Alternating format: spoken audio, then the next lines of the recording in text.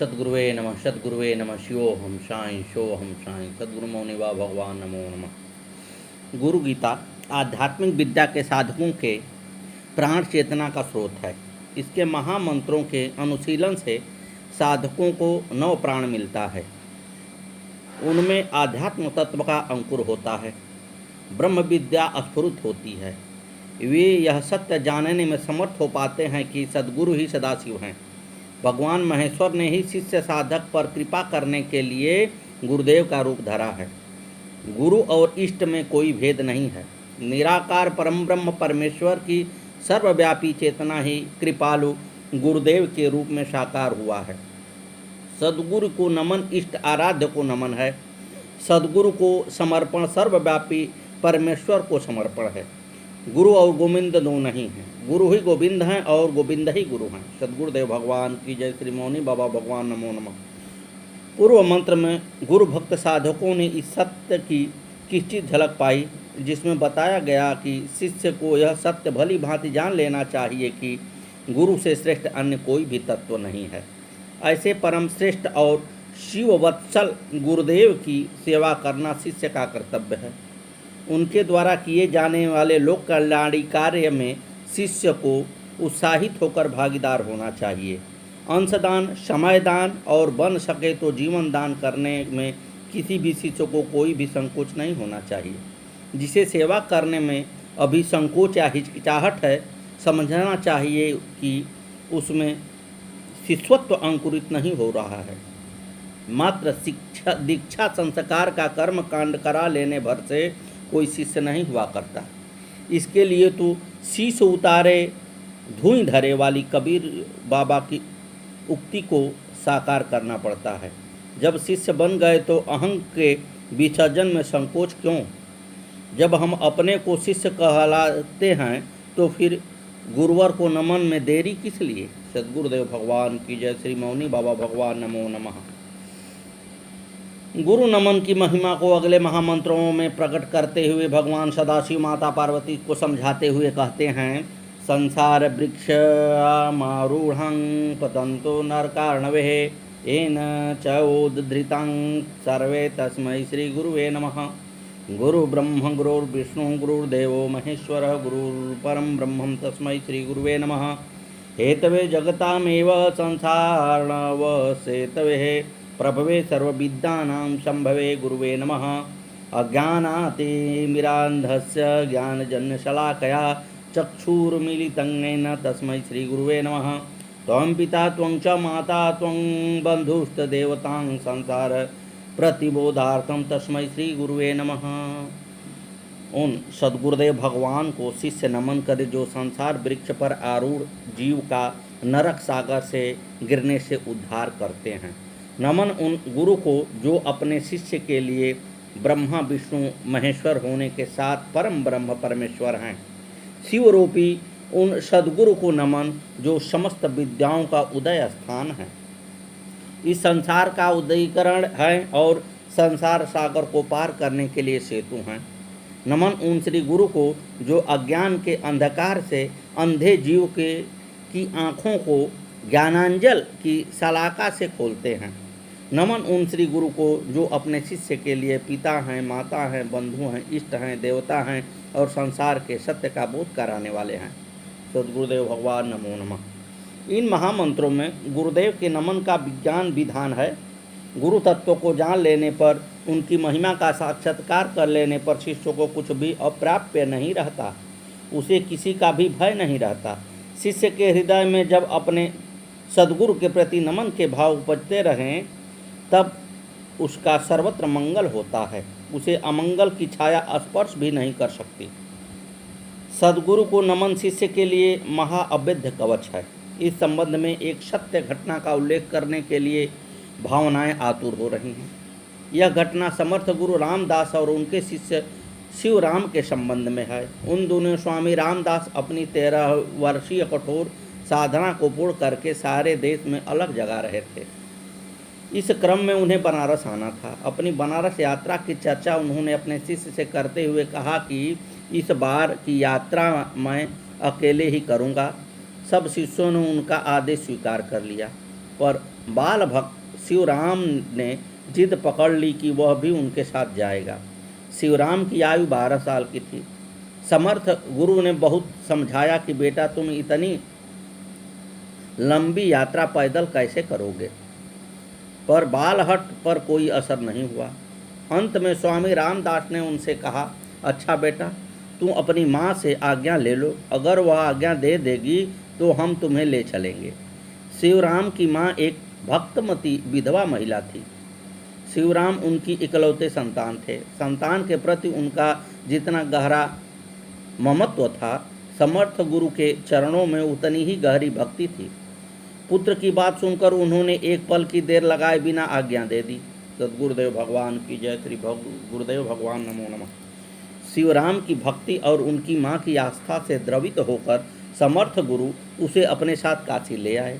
काशी आने पर गुरु आज्ञा से शिवराम भिक्षा मांगने के लिए निकला। समर्थ रामदास और उनके शिष्यों का भिक्षा हेतु एक नियम था। वह किसी के द्वार पर खड़े होकर केवल 3 बार पुकारते थे, जय जय रघुवीर समर्थ। 3 बार पुकारने के बाद यदि किसी ने भिक्षा दी तो ठीक, अन्यथा आगे बढ़ जाते थे। इस तरह 3 घरों में भिक्षा मांगना उनका नियम था। 3 घरों में यदि भिक्षा न मिली तो वो उस दिन उपवास कर लेते थे। शिवराम ने भी इसी नियम के अनुसार एक द्वार पर आवाज़ लगाई। यह द्वार काशी के महातांत्रिक भैरवानंद का था। भैरवानंद को अनेकों तामसी तांत्रिक प्रक्रियाएं सिद्ध थी। वह महातांत्रिक होने के साथ महाक्रोधी भी था। सद्गुरुदेव भगवान की जय। अपने द्वार पर जय जय रघुवीर समर्थ का आवाज़ सुनते ही वह भड़क उठा। क्रोधावेश में वह द्वार पर निकलकर आया और बालक शिवराम को डांटते हुए बोला कि कौन है जो अपने को समर्थ कहता है। शिवराम ने बिना किसी भय के कहा कि समर्थ हैं मेरे गुरु और उनकी सामर्थ्यता का स्रोत उनके आराध्य भगवान राम हैं। छोटे बालक को अपने सामने इस तरह बोलते हुए देख उस क्रोधी तांत्रिक ने कहा, जा मैं भैरवानंद तुमसे कहता हूँ कि तू कल प्रातः काल तक मर जाएगा। तेरे गुरु में समर्थ है तो तुझे बचा लें। शिवराम ने समर्थ रामदास के पास उपस्थित होकर उस तांत्रिक की सारी बातें बताई।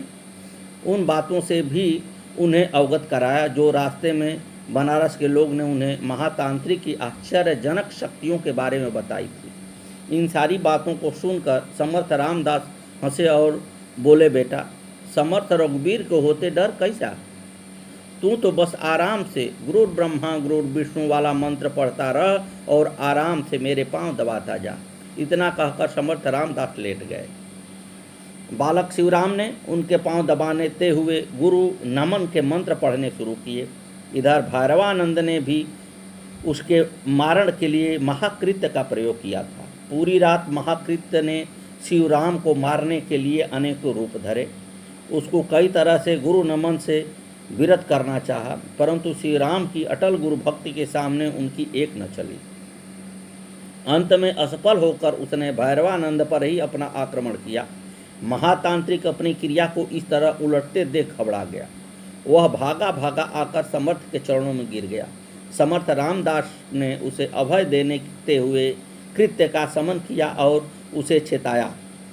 गुरु गीता के गुरु नमन महामंत्र साधारण नहीं है। जिसकी वाणी में ये मंत्र हैं और हृदय में गुरु भक्ति है, वह गुरु कृपा के कवच से सदा सुरक्षित है। कोई अभिचार क्रिया उसका कुछ भी बिगाड़ नहीं सकती। गुरु नमन के इस नमन मंत्र की श्रृंखला को आगे कहा गया है। सद्गुरुदेव भगवान की जय। गुरु गीता आध्यात्म विद्या का परम गोपनीय शास्त्र है। हाँ, इसे समझने के लिए गहरी तत्व दृष्टि चाहिए। यह तत्व दृष्टि विकसित हो सके तो पता चलता है कि वैदिक ऋचाएँ जिस सत्य का बोध कराती हैं, उपनिषद की श्रुतियों में जिनका बखान हुआ है, गुरु गीता में भी वही प्रतिपादित है। 18 पुराणों में जिन परमेश्वर की लीला का गुणगान है, वही सर्वेश्वर प्रभु शिष्यों के लिए सद्गुरु का रूप धरे हैं।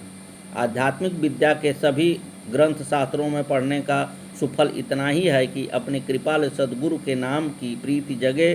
संतों ने इसे कहा भी है, पढ़िए को फल गुणवय है, गुणवय को फल ज्ञान, ज्ञान को फल गुरु नाम है, कह श्रुति संत पुराण। यानी कि समस्त शास्त्रों को पढ़ने का फल यह है कि उस पर चिंतन मनन निधिध्यासन हो और इस निधिध्यासन का फल है कि साधक को तत्व दृष्टि मिले, उसे ज्ञान हो तथा ज्ञान का महाफल है कि उसे सद्गुरु के नाम की महिमा का बोध हो, उनके नाम में प्रीति जगे, उन्हें नमन का बोध जगे। यही श्रुति संत और पुराण कहते हैं। ऊपर के मंत्रों में गुरु भक्त शिष्यों को इनकी अनुभूति कराने की चेष्टा की गई है। इसमें बताया गया है कि शिष्य का परम कर्तव्य है कि वह अपने सद्गुरु को नमन करे, क्योंकि वही संसार वृक्ष पर आरूढ़ जीव का नरक सागर में गिरने से उद्धार करते हैं। नमन उन श्री गुरु को जो अपने शिष्य के लिए ब्रह्मा विष्णु महेश होने के साथ स्वयं परम ब्रह्म परमेश्वर हैं। शिव रूप उन सद्गुरु को नमन करना शिष्य का परम धर्म है। सद्गुरुदेव भगवान की जय। श्री मौनी बाबा भगवान नमो नमः। जो समस्त विद्याओं का उदय स्थान और संसार का आदि कारण हैं और संसार सागर को पार करने के लिए सेतु हैं, वे गुरुदेव भगवान ही अज्ञान के अंधकार से अंधे जीव की आँखों को ज्ञानंजल की शालाका से खोलते हैं। गुरुवर ही अपने शिष्य के लिए पिता हैं, माता हैं, बंधु हैं और इष्ट देवता हैं। वे ही उसे संसार के सत्य का बोध कराने वाले हैं। ऐसे परम कृपालु सद्गुरु को शिष्य बार बार नमन करता है। गुरु महिमा की इसके साथ गुरु नमन की महिमा ही अपरिमित है। इसे गुरु गीता के अगले महामंत्र में प्रकट करते हुए भगवान भोलेनाथ आदि माता पार्वती से कहते हैं, यत्स एन जगत् सत्यं यत् प्रकाशेन भाति तत् यदानंदेन नंदित तस्मै श्री गुरुवे नमः। यस्य स्थित्यां सत्यमिदं यद्भाति भानुरूपतः प्रियं पुत्रादि यत् प्रीत्यां तस्मै श्री गुरुवे नमः। येन चेतयते हिदं चित्तचेतयते नयं जाग्रत्स्वप्न सुषुप्तादि तस्मै श्री गुरुवे नमः। यस्य ज्ञानादिदं विश्वं न दृश्य भिन्नभेदतः सदेकरूपरूपाय तस्मै श्री गुरुवे नमः। यस्यामतं तस्य मतं मतं यस्य न वेदं सः अन्यभावभावाय तस्मै श्री गुरुवे नमः। सद्गुरु भगवान की जय। श्री मौनी बाबा भगवान नमो नमः। आगे की कथा कल।